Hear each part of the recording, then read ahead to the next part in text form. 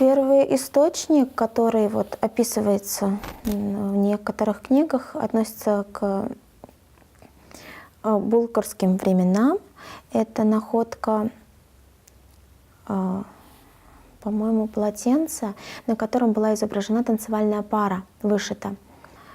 Но что касается современного татарского танца в таком понятии фольклорного, который мы сейчас видим, он все-таки идет от XIX века. То есть в XIX веке появляются первые упоминания, то есть проводятся первые фольклорные экспедиции. Татарский танец беден. Почему?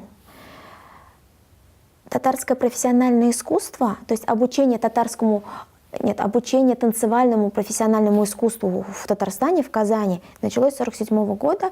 В музыкальном училище открыли отделение татарской хореографии. А училище хореографическое здесь появилось только в 1993 году.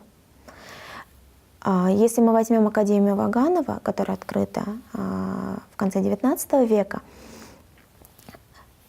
то там преподавали народно-сценический танец. Это тогда назывался характерный танец, который имеет свою классификацию, школу. В 30-х годах был издан учебник «Народно-сценический танец», по которому работали все хореографические училища Советского Союза. Вот. И еще сейчас пытаются классифицировать татарский профессиональный танец через школу русского танца. Но он же отличается.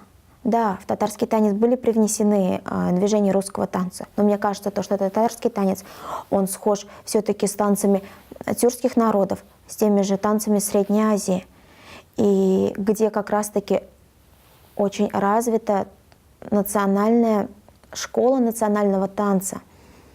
То есть там во всех школах, если есть урок того же узбекского танца, все проходят этот урок по определенным канонам. У всех есть первое положение, второе, третье. И оно зафиксировано, и изданы книги. И что интересно, написали книги татары, которые жили там. То есть, и для того, чтобы татарский танец не был беден, а был богат, нужно создать именно школу татарского танца, в которой будет описано от и до все движения и по классификациям.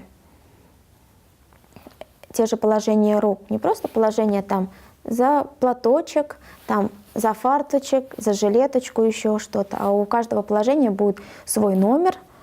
И, то есть и в Институте культуры, в детских школах искусств, в хореографическом училище все будут проходить по одной системе. Весь татарский танец. То тогда, естественно, он будет богат.